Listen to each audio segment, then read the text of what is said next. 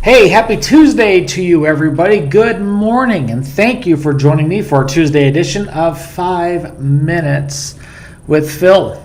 It's a pleasure to have you here with me here today. Before I go any further, if you know somebody that you care about, that you think could benefit from one of these 5 Minutes with Phil videos, then by all means, feel free to help get the word out to them. And you can do so by going to our YouTube channel. You can like and subscribe. You can click that bell. I'm not sure what that does, but there you go. You could share the link with your friends directly that way.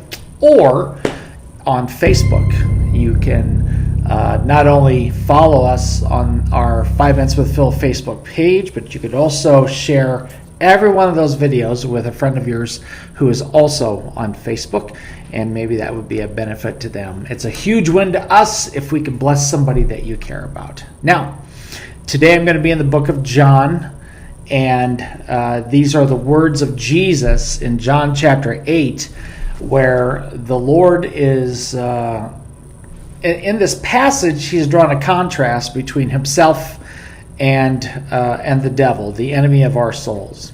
And earlier in John, Jesus talks about how the devil is a liar. He's the father of all lies, and every time he talks, all he does is lie. But then Jesus makes the contrast to himself, and that's where I want to pick this up and challenge you with some stuff here today. So follow along with me. John chapter 8, beginning in verse 31, it says this: "To the Jews who had believed him, Jesus said, 'If you hold to my teaching, you are really my disciples. And then you will know the truth, and the truth will set you free.'"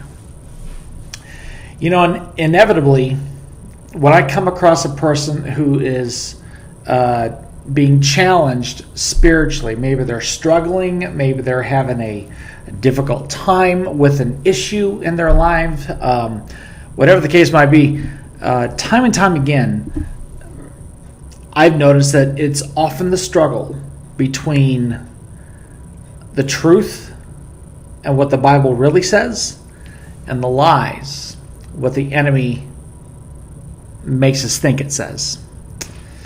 And the enemy's been operating this way ever since the beginning of time.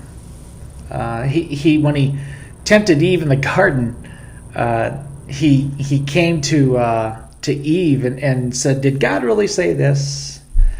And if there's anything that the enemy tries to do to this day, thousands of years later, it's to get us to question the truth of God's word. Now, Jesus is talking to a bunch of people that had converted from Judaism, and they were now following him, and they were believing Jesus. And he said, "If you hold to my teaching, you're truly my disciples. Then you'll know the truth.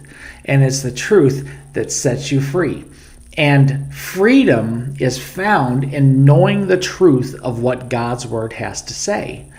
The enemy will always try to breathe lies to us, lies about ourselves, telling us that we're unloved, telling us that we're unworthy of God's love, lies about God, telling us that we are serving a weak God, or that God hates us, or God's not everything that he says that he is, or who he should be. And it's just all these lies.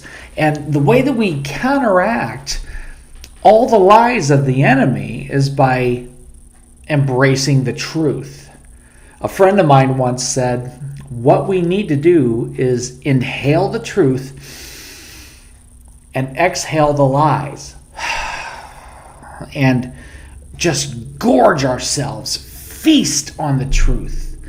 We can't get enough truth in our lives to counteract the lies of the devil. And I would say to anybody watching this today that maybe there's a lie about yourself or about God that the enemy has tried to whisper into your ear, and you're finding yourself almost believing that thing, or it's really shaking you up spiritually or emotionally. You know what? Breathe in God's word. Read God's word.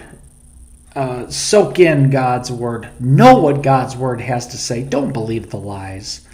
Don't believe the lies, and that will set you free from the lies that the enemy will tell you. You will know the truth, and the truth will set you free.